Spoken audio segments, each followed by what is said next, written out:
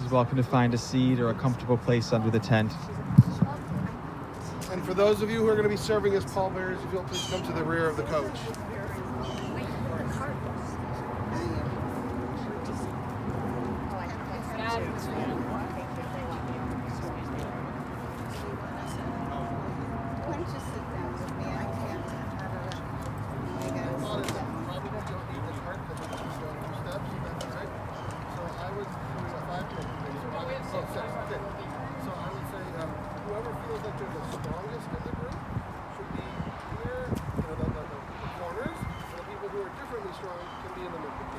No one's weak, but some people know that they think they're a little spiritually strong. Yes, spiritually strong. Scott and Susan, honors David and Sonny with Feel everyone. That's fine. Scott, come next to me.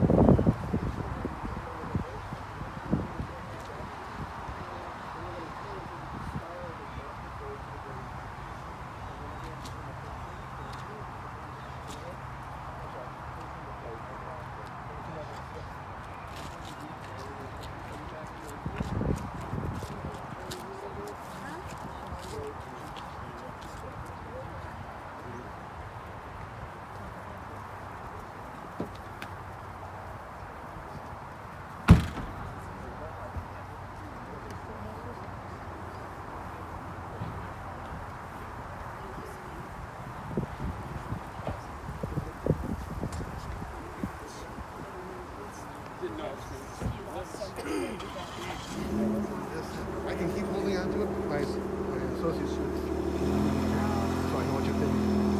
I appreciate it. Thank you. And then friends, we'll invite everyone to gather near the tent. If you have a cell phone or a pager, I would ask you to please take a moment to turn it off or place it in the silent mode as we begin the services from Mr. Philip Zeitlin. And officiating today's services will be Rabbi Ari.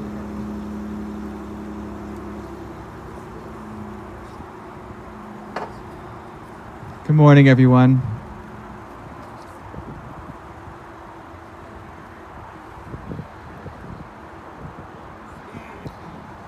We're gathered here today, an auspicious day, a day after we spent reflecting on life, reflecting on what really matters, and we're gathering here to do what really matters. To show our respect, our kavod, and our love, and to remember Philip Zeitlin, Feivel ben Binyamin, loving father of Scott and Susan and Denise and Michael, dear brother of the late Jules, Molly, and Meyer. Philip was born 1933 on the Lower East Side, classic Jewish immigrant family, youngest of four, who then went west and found a life and a future and family here in Chicago. A man of education, a degree in architecture from IIT, and city planning from the Kennedy School of Government at Harvard, with an accomplished career and two wonderful children. This morning we're going to remember Phil. Mike will share some words, followed by Susan, and then I'll share a brief closing reflection. And before the eulogies, we'll recite the words of Psalms of Tehillim 23. Mizmor LeDavid, Adonai roi lo echsar, bino deshe yarbitzeni ame menuchot yinahaleni, nafshi yeshovev yancheni b'magle tzedek leman shemo, gam ki elech begates hamavet lo yirara ki ata imadi, shivtecha mishantecha hema yinachamuni, Taroch lefanai shulchan neged sororai dishanta b'shemen roshi kosi revaya. Ach tov v'chesed yudefuni kol yemei chayai. V'shavti b'veit Adonai la'orech yamim. The Song of David. The Lord is my shepherd, I shall not want. God causes me to lie down in lush pastures. God leads me beside tranquil waters. God restores my soul and guides me in righteous paths for God's name's sake. Though I walk through the valley of the shadow of death, I will fear no evil, for you are with me. Your scepter and staff, they comfort me. You prepare a table before me in full view of my adversaries. You have anointed my head with oil, my cup overflows.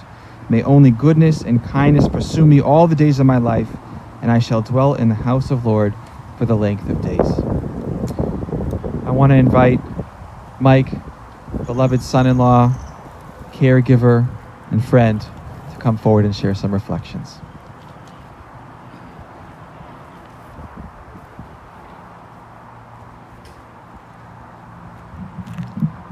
I spent quite a bit of time with Phil in the years that we knew each other.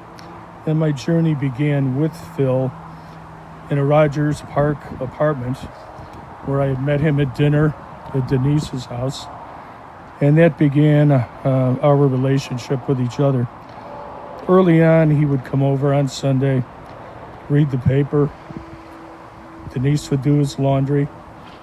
Sometimes I'd wash his car and check it out for him. Sometimes we would barbecue. We'd eat in the yard, and he would tell me about his career and rubbing shoulders with the political machine of Chicago. As the years went on, Phil had to give up driving, which made him more dependent on his family. Fortunately, I was retired at the time, so I was able to help him, take him shopping for clothing, doctor's appointments, haircuts, Walgreens for medications, anything that he needed in his daily life. Finally, the Thursday grocery store outings. I'd drop him off at the front door, park the car, and I would always meet him in the produce section. I'd run around the store getting items he needed and send him off to the seafood counter where the woman who worked there always took such good care of him. Finally, at checkout, there was a young girl who was deaf who always made a big fuss over Phil. She would throw kisses at him and hug him whenever possible, and for that he really loved her. I called her his girlfriend, and they both used to get a kick out of that. And then I would take him back to his apartment safe and sound. But my fondest memory was the day in the car that he called me his friend. He was a wonderful man who I will never forget. Rest in peace, my friend.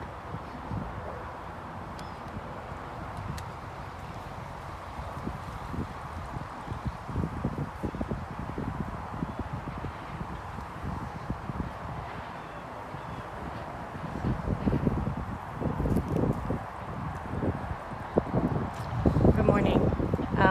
Just wanted to share a brief story. Last time I saw Phil, about a week and a half, 2 weeks ago, we went to his apartment and we brought our dog Cody, which many of you have met. He's an 80-pound golden retriever, but he's a puppy, so he has a lot of energy. We went to see Phil and we walked with him across to the park that's in front of the library, where he always loved to sit and read and just sit and watch people and just be. He just loved to be outside as long as it wasn't hot or cold. Today he would have been outside for hours and hours and hours.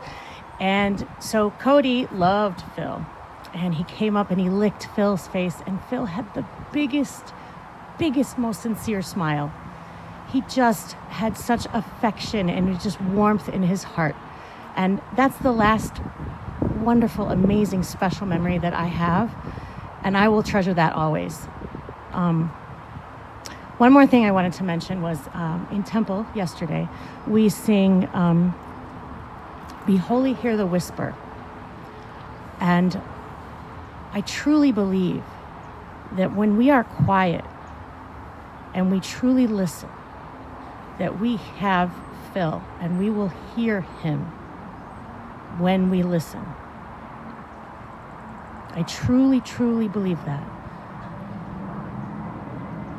The songs Be Holy, Hear the Whisper, to me, just means be present to listen, and he will be there.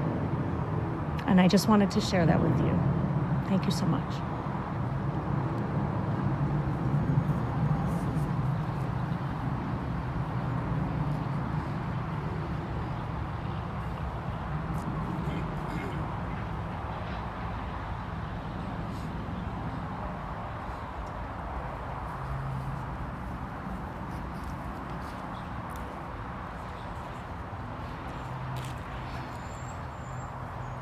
This was not a planned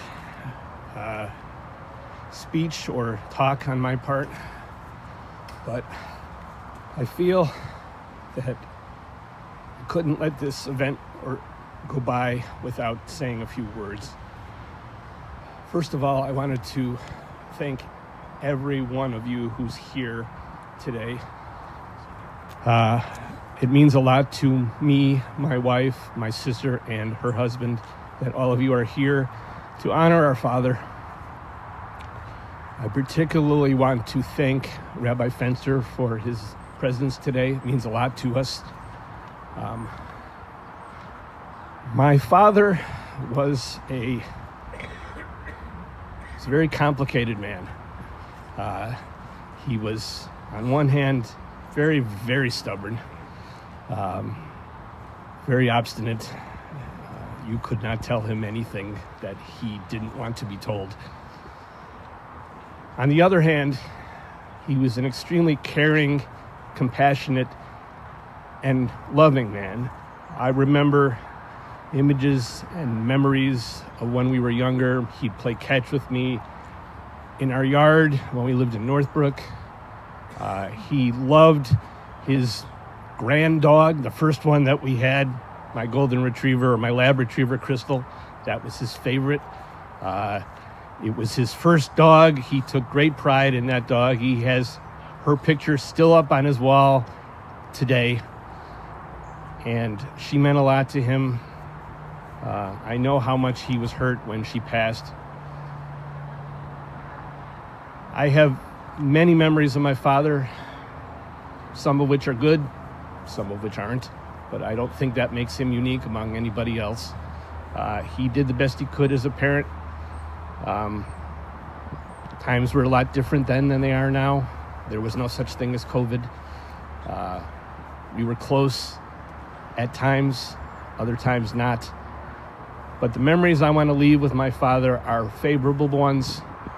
I want to remember him as the strong man, the man who worked for the city, the man who came home at night and enjoyed his cutty sark. Yes, I still remember that.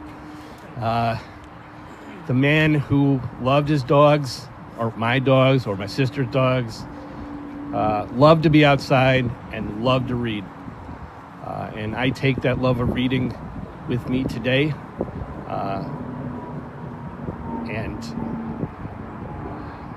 I do not want to stand up here and ramble, so I will close here momentarily and say again, thank you very much for coming to honor our father.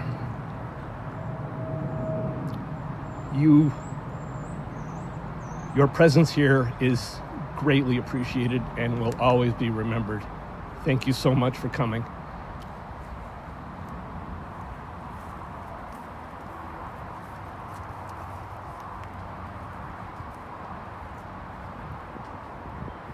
Like my brother, I had not intended to speak today, but our dad, Scott hit it all.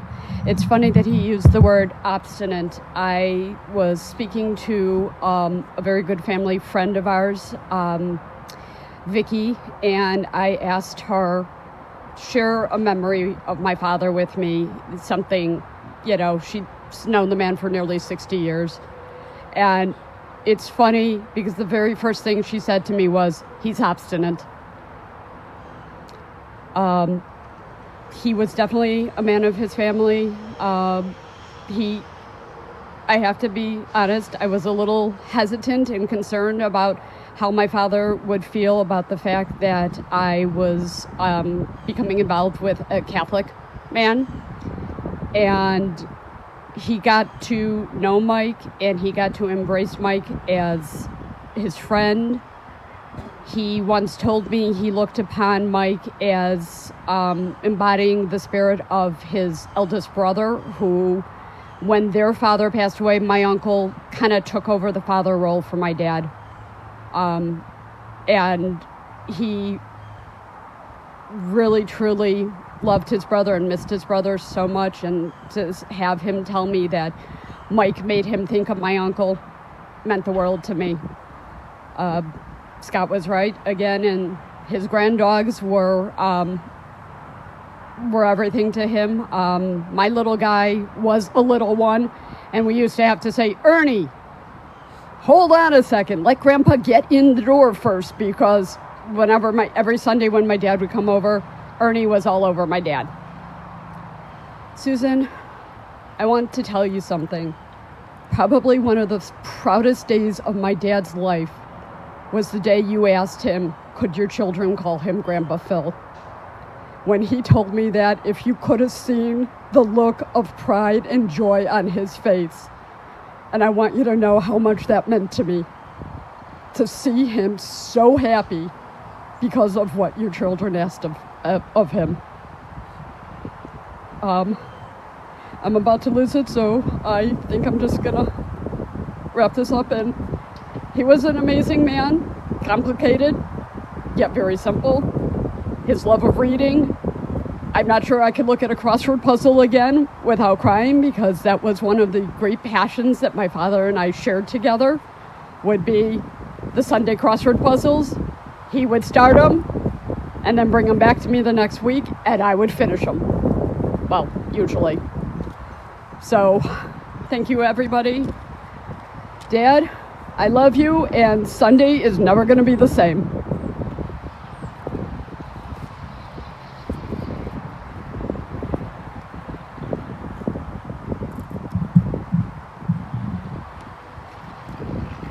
There's a teaching in the Talmud, Dvarim hayotzim min halev, words that come from the heart, nichnasim el halev, enter the heart. And hearing the four of you speak so heartfelt, not even prepared, just words directly from the heart have entered my heart, and I think all of our hearts, and we thank you.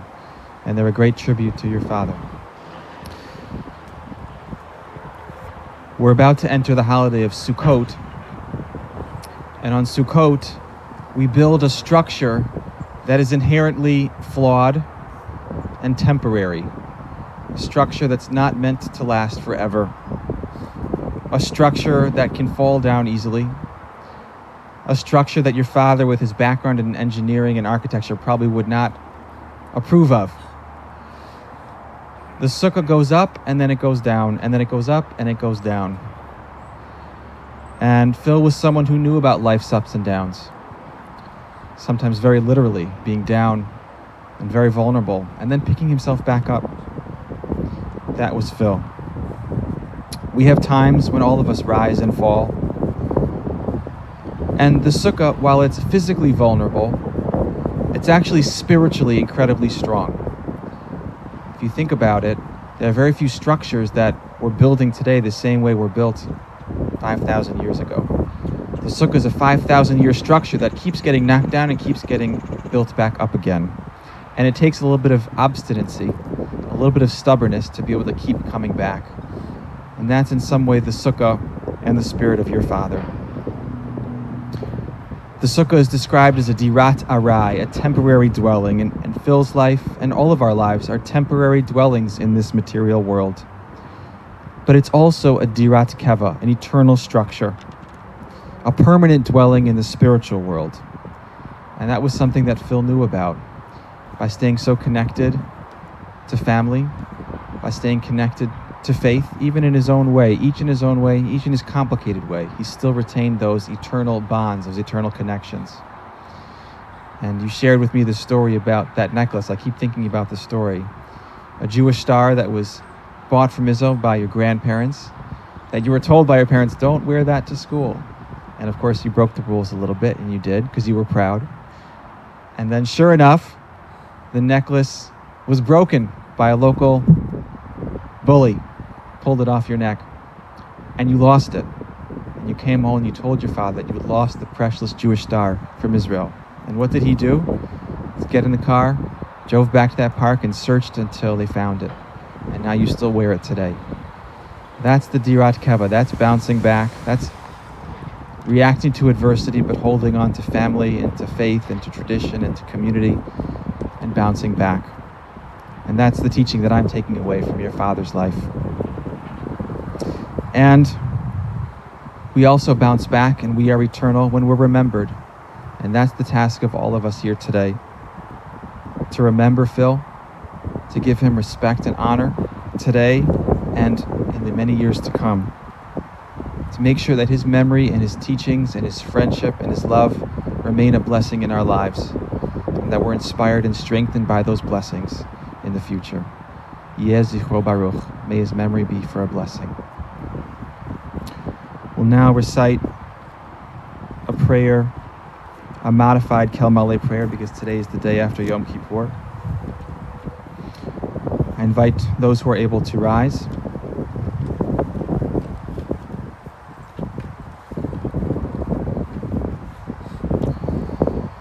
Kel Maleh Rachamim Shochein Bamrumim Hamsei Menucha Nechona Tachat Kanfei Ashchina Bemalot Kedoshim Utorim Kezoar Harakia Mazirim Et Ishmat Faivel Ben Binyamin Shalach Leolamo Bavor Shanachnu Mitpalim Ba'ad Haskarat Nishmato Bagen Ein Tehei Menuchato Lachein Bala Rachamim Yastiredu B'Seter Knafav Leolamim Vitzor B'Tzor Achaim Nishmato Hashem Unachlato V'Yanuch B'Shalom Amishkavo V'Nomar Amen. God, full of compassion, who dwells on high, grant proper repose on the sheltering wings of your presence in the lofty levels of the holy and pure, who shine as the brightness of the firmament, unto the soul of Faivel, son of Binyamin, Philip Zeitlin, who is gone to his world and for whom memory we pray. May his rest be in paradise. May the Master of Compassion bring him under the cover of God's wings and bind his soul in the bond of life. May the Lord be his heritage, and may he rest in his resting place in peace. And let us say, Amen. At this moment, we're going to transition now to the burial, and we're blessed to have Rabbi Fenster, the family rabbi, with us today. And so Rabbi Fenster is going to guide us in the burial process.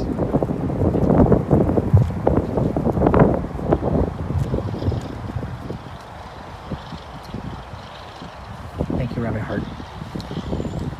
So we have just a few things left to do, some words to say, and then something physical. It can be important in this time, in a time of deep emotion, to have something to do with our bodies, to say goodbye. First, we'll say some words. We'll join together in words of Kaddish, of memory, mystical, sacred words that, in this moment in particular, reflecting on the fact that they require a minyan, that these words of loss and memory require a community to gather together, as if to say that memory can't exist just in the individual. Memory must exist in the context of community and family. That just as you started, and you will continue, sharing the stories, the little stories and the big stories, the ones you've told 1,000 times before and the ones that changed your life, that we tell those stories again and again, so memory lives on our lips and not just in our hearts. You can find the words of Kaddish Yatom, the mourner's Kaddish, on the back of your handout. We'll join together. Yitzgadal v'yitzkadash shemei rabbah, ba'alma divrach hirutei v'yamlich malchutei, b'chayechon uvyomechon uv'chayei d'chol beit Yisrael, ba'agala uv'izman kariv v'imru amen. Yehei shmei rabbah mevarach la'alam ul almei almaya, Yitzbarach v'yishtabach v'yitzpa'ar v'yitromam v'yitnaseh v'yithadar v'yitaleh v'yithalal shemei tekudsha b'richu le'ela min kol birchata v'shirata tushbechata v'nechemata da'amiran be'alma v'imru amen. Yehei shlama rabba min shamaya v'chayim aleinu ve'al kol Yisrael v'imru amen. Oseh shalom bimromav hu ya'aseh shalom aleinu ve'al kol Yisrael v'imru amen. May the one who makes peace on high allow peace to descend on us and all who mourn and all the world, to which we'll say amen. You can please be seated. Please be seated.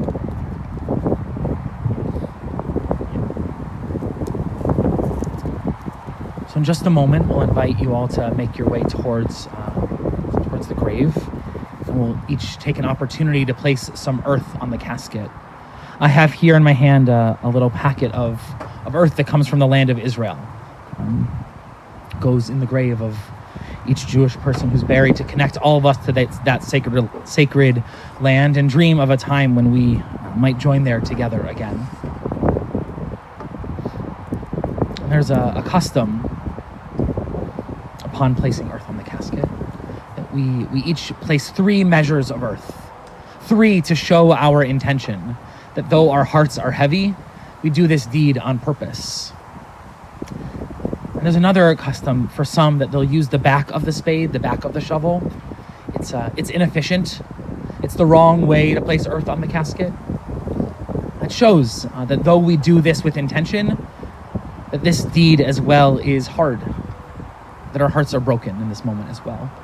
So some will do all 3, some will do just the first, but each will place 3 measures on the casket, show our intention that we give this final gift, a gift of love with full hearts and with heavy hearts.